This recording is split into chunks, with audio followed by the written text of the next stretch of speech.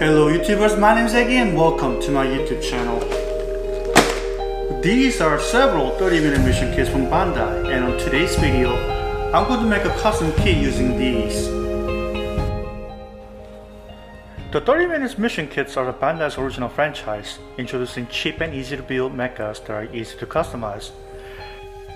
I have only built one so far and I found them to be just that, cheap, easy, and fun to build.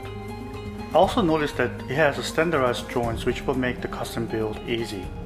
Initially I was not interested in these kits, but when USA Gundam Store announced a contest for using these, I jumped on it. So for the contest I grabbed these three: Portanova Space Type, which I was really interested in, Airfighter, which is an add-on unit, and Spinatio, which is one of their latest release from the franchise. The Spinatio include these extra runners which make custom build easier.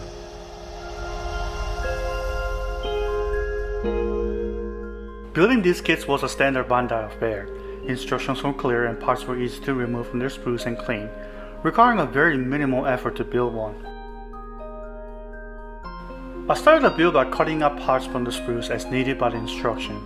I used double cut method here to minimize damage to the plastic. However, due to how Bandai made a sprue connection, it wasn't really needed. Once the parts were cut out, I cleaned the nut mark, or what's left of it, with files and sandpaper. Thanks to the high quality plastic used by Bandai, filing and sanding was an easy job and it didn't take long to get a smooth finish. Once each parts were cut out and cleaned, I assembled them as instructed in the manual. The build is supposed to take about 30 minutes to build per kit. However, due to my careful building process, it took a little more. The Portanova Space Type will take a little more because it has the original Portanova and extra add-on parts to make it into a Space Type.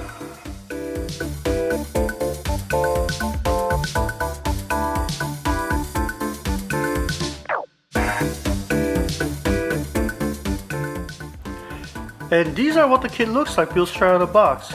The kit looks great despite their ease of build. They pose well too, although it does have some loose drones on its knees.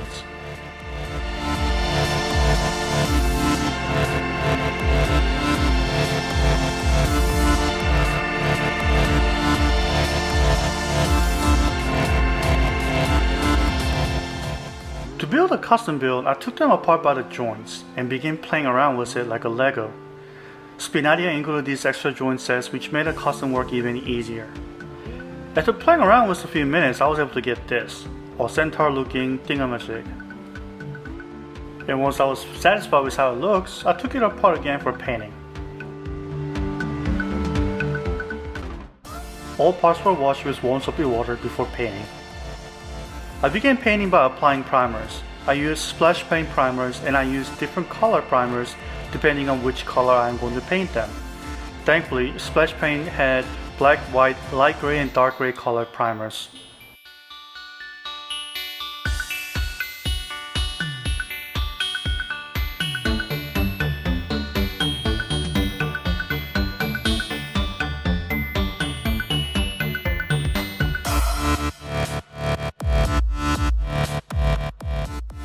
Next, I painted the main color and I used a splash paint here again.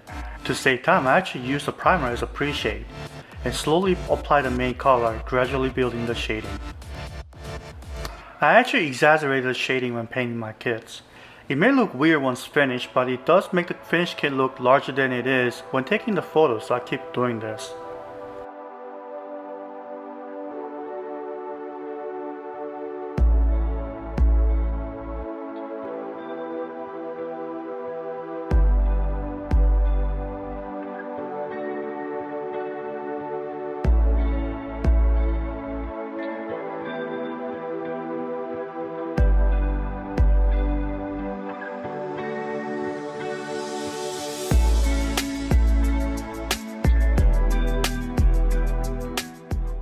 Once I finished painting, I used oil paint and acrylic paint to weather and panel line.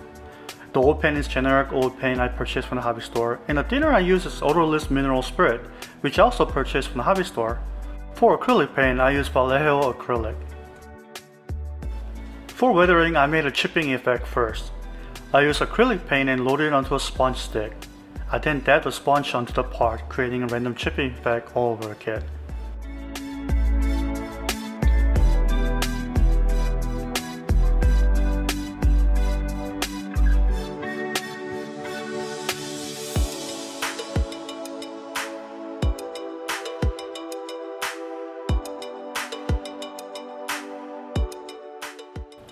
For stains and streaks, I apply oil paint of different color and applied it on the surface.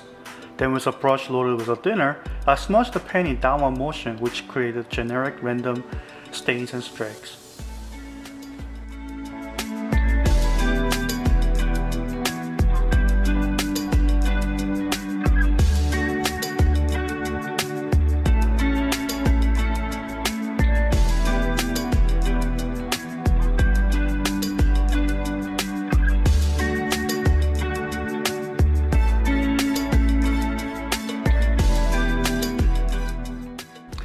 For panel lining, I used a thin oil paint and applied it to the panel line using a detail brush.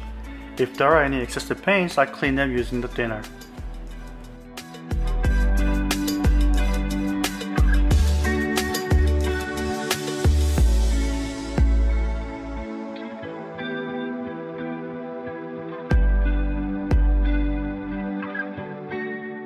Once everything was done, I sealed it with a varnish, and once varnish has been cured, I'll assemble all the parts together for the final time.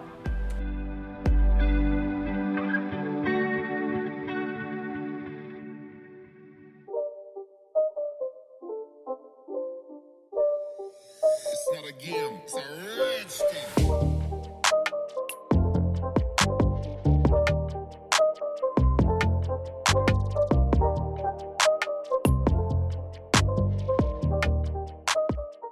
And here are the pictures of the finished kit.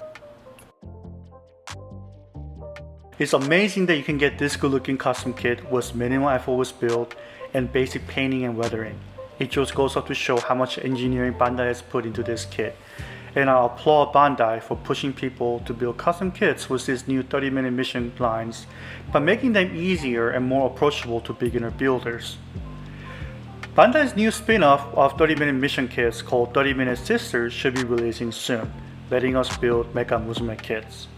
If those are anything like 30-minute mission kits, it should be highly customizable and it should be a success for them, and you can bet that I'll be building one. Fun, cheap, and easy to build. I highly recommend these 30-minute mission kits, and I highly encourage you to make custom kits.